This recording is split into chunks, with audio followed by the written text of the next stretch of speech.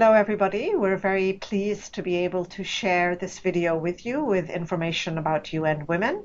My name is Shahrashoub Razavi. I'm the Chief of the Research and Data section at UN Women based in New York. And this video will give you hopefully interesting overview of what UN Women is doing, and then I will be zooming in and focusing a bit more in terms of the work that our section, Research and Data, does, the kind of research we produce, the knowledge products that we share, and how this fits into the broader aims and mandate of our organization. So with that, let me now share the PowerPoint slides with you, which provide the information that I hope will be of use to you as you think about your career opportunities within the UN system and with UN Women in particular.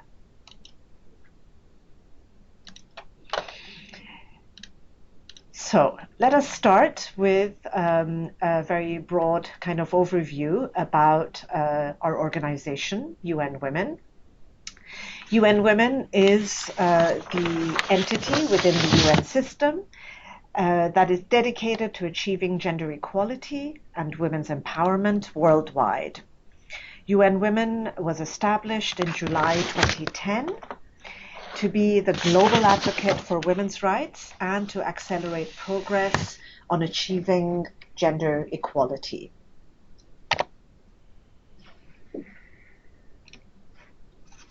So here, this is a nice picture to depict UN Women's identity for you, with hope for women's rights and women's empowerment. I would like now to tell you a little bit about what the priority areas of UN Women are in terms of the work that we do. Very importantly, UN Women aims and works very hard to strengthen the global norms and standards on gender equality and empowerment of women and girls. This includes international conventions such as the Convention on the Elimination of All Forms of Discrimination Against Women, CEDAW, as well as all the intergovernmental agreements that exist to bring gender equality into these agreements and to ensure that they are actually used in the kind of work that member states and others do as part of development. Now, in terms of our thematic focus, political participation is an important area of UN Women's work, and the aim is really to make sure that women can lead, participate in, and benefit equally from governance systems at all levels, from the global down to the local. The second area of great importance to UN Women's work is women's economic empowerment. And the aim here is to ensure that women have income security, access to decent work, and economic autonomy. The third area of immense importance for women's work, UN Women's work, is on ending violence against women, to ensure that all women and girls live a life that is free from all forms of violence. And finally, a very important area of UN Women's work in recent decades has been the agenda of peace and security and humanitarian action, to ensure that women and girls contribute to building peace and resilience in all societies and that they benefit equally from humanitarian actions. I also want to emphasize that in terms of our normative work, we support the formulation of globally agreed standards for gender equality, for example, through the agreed conclusions of the Commission on Status of Women, as well as other intergovernmental agreements, and we help UN member states to implement these standards. So that's really important. For example, implementation of CEDAW, as I mentioned. We also coordinate and assist other parts of the UN system in their efforts to advance gender equality. So this is our coordination mandate. And we have a program, global programs, regional, national programs, a series of flagship programs that are meant to assist in the implementation of the areas of work that UN Women specializes in. Also, we have global UN Women campaigns, for example, the He for She campaign, as well as Unite, which is to end violence against women. We work with a range of partners, including governments, donors, academics, researchers, the UN system, civil society, and the private sector. So now in this map, you can see where UN Women works. Now, in addition to our headquarters, which is based in New York, we have 3 liaison offices. We have 6 regional offices. These are based in Panama City, in Dakar, in Nairobi, in Cairo, in Istanbul, and in Bangkok. And we also have 47 country offices.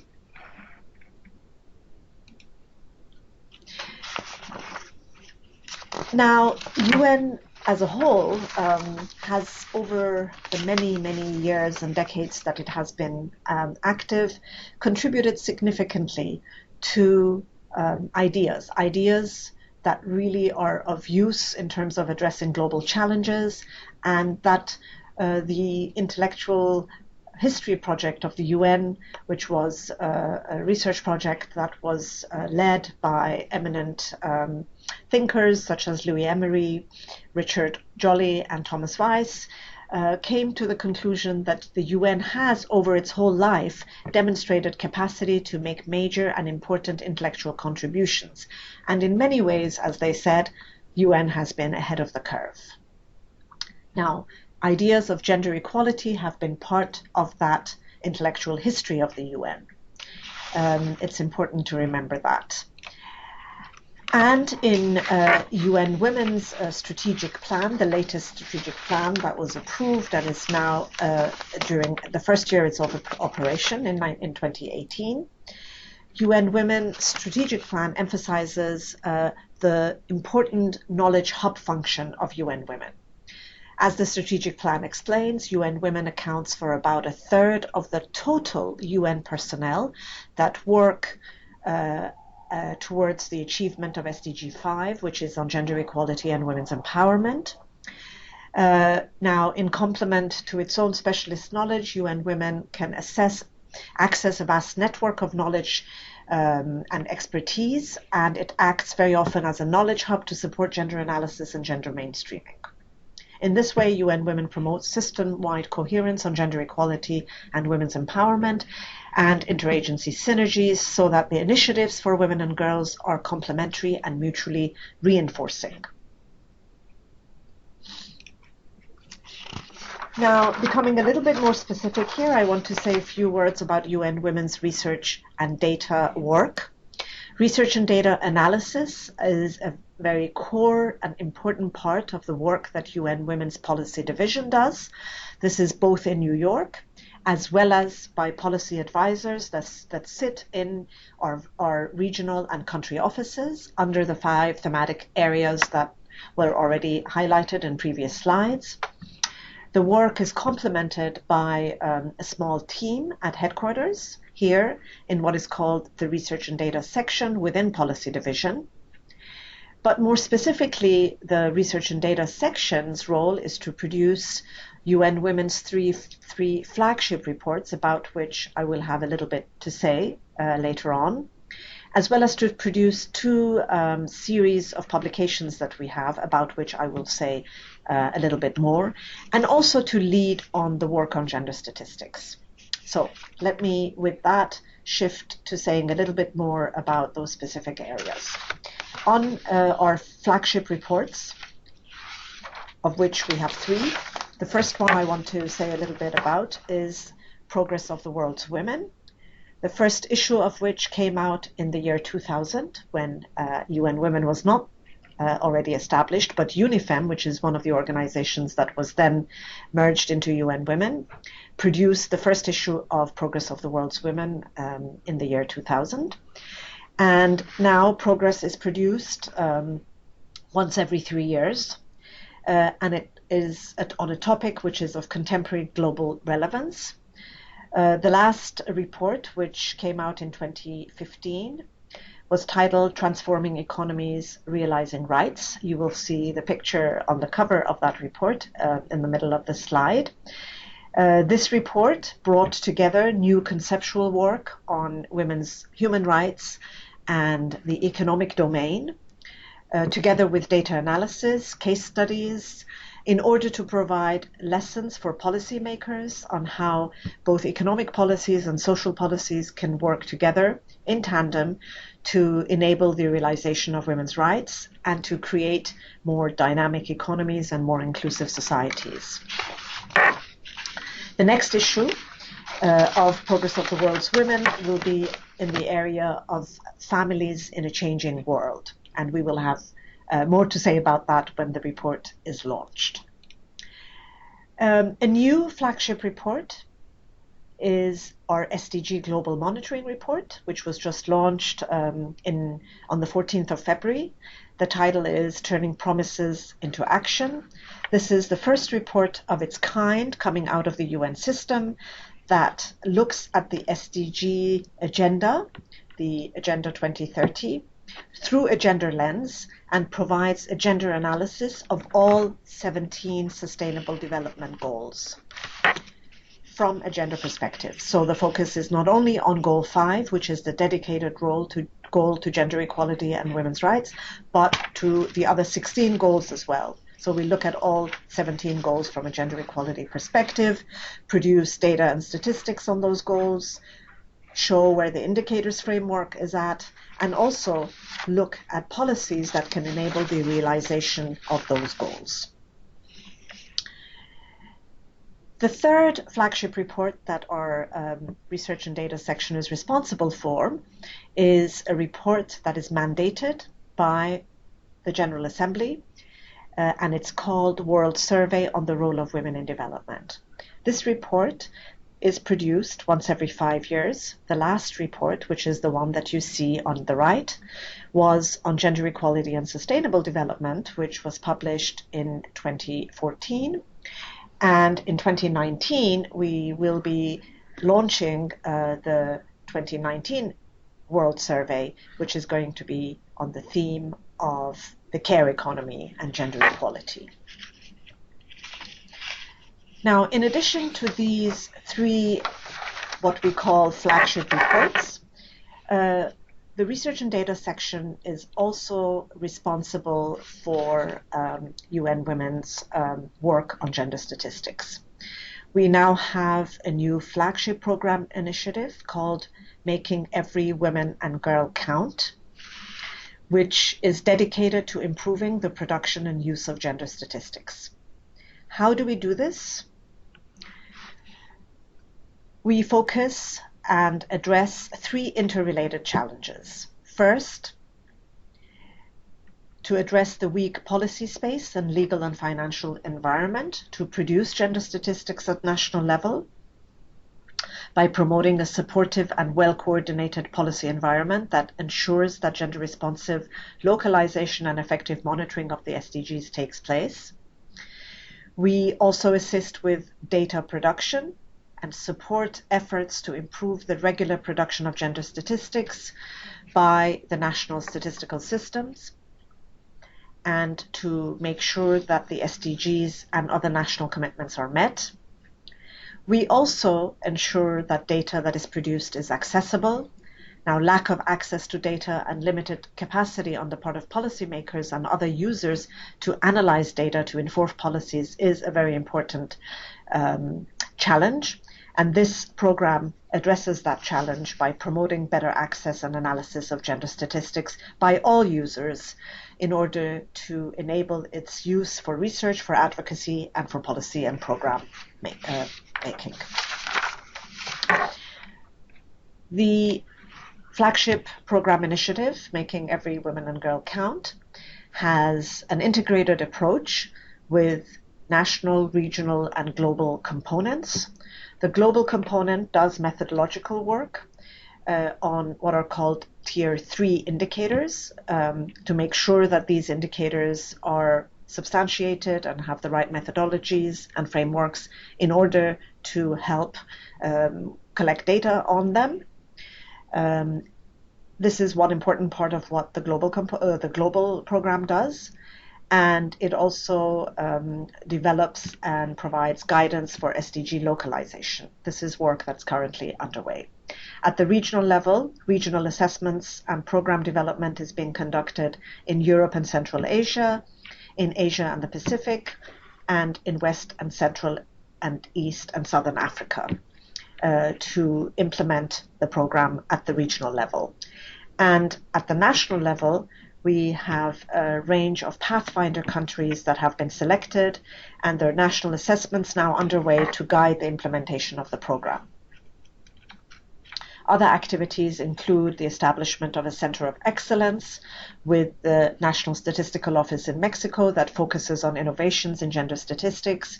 And we're also working in the development of a joint UN Women and WHO program on violence against women data. Now, as I said, in terms of under this program, the flagship program initiative, we are working in a range of pathfinder countries. The top 5 countries for engagement as a first step to initiating the implementation of this program are Bangladesh, Morocco, Kenya, Uganda, and Senegal, and we have an additional 7 countries that we have identified where work will commence as soon as funding has become available, and another 6 countries in reserve that may be selected as alternatives depending on the availability of funding under this program. So the overall aim of the flagship program initiative is to strengthen gender statistics at global, regional and national levels, and with the aim of making that statistics accessible and available to policymakers, to researchers, and to civil society to enable the use of statistics for monitoring policies, advising on policies, and designing policies that can make gender equality and women's rights a reality. So let me now turn to some of the other products that our team produces. In addition to our big reports, we also produce short, succinct, what we call policy briefs on a variety of topics that are aimed at informing time-pressed policymakers, as well as civil society advocates, women's rights organizations, to engage in debates and contestation on areas of policy that are of critical importance to gender equality and women's rights. We have policy briefs on a range of topics, and here you see the front page of 3 of the briefs that focus on social protection, on gender equality, child development and job creation, on protecting women's income security in old age, and we have a series of other topics that you can visit our website and see the briefs that we have produced on the gender gap in income, on the care economy, and many other topics of interest. The research for these briefs, some of it is commissioned to external researchers, some of it is drafted by colleagues in the research and data team, as well as in colleagues sitting in other parts of UN Women, both at headquarters as well as in our country offices and regional offices. And I also would like to emphasize that the policy briefs are all peer-reviewed by both internally as well as by external experts who with expertise on the particular topics to make sure that what is produced meets the highest standards.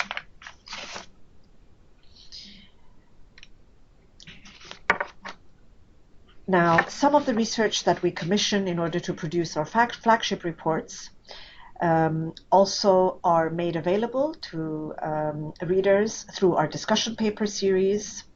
These are particularly useful for researchers, academics, and students because they're relatively long papers with very recent and up-to-date conceptual framing, analytical content, and empirical and data components as well. And again, I want to emphasize, as with our policy briefs, our discussion papers also go through a rigorous and anonymous peer review process to ensure their quality. Needless to say, given all the components that contribute to our flagship reports are peer-reviewed, the flagship reports as well. All the chapters are rigorously peer-reviewed, both internally as well as externally, to ensure that they meet the highest quality standards. Now, you may be asking, it's great to produce all these knowledge products. How does that really percolate and inform policy?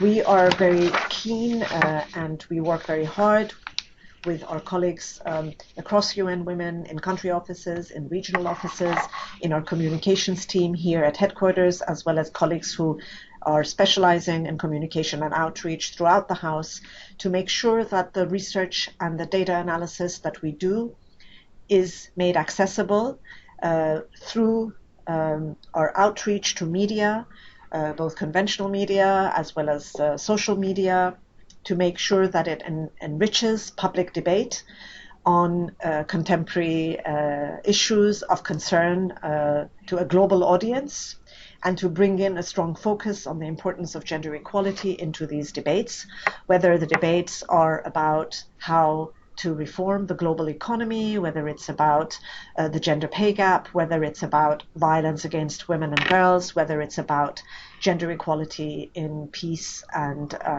reconciliation and humanitarian assistance, whether it's about women's leadership and reform of governance systems to make sure that gender equality is made a reality everywhere, at the national level, at the global level, at the regional level, within local governance throughout. And let me end with a quotation from the UN Secretary General, who said, to deliver the Sustainable Development Goals, the UN needs to be a 21st century thought leader, a catalyst for action, an innovator, convener and champion of what works, using evidence and data to inform national planning. Through our work on gender statistics and policy-relevant research, we hope to play our part in achieving this vision. Thank you very much for your attention.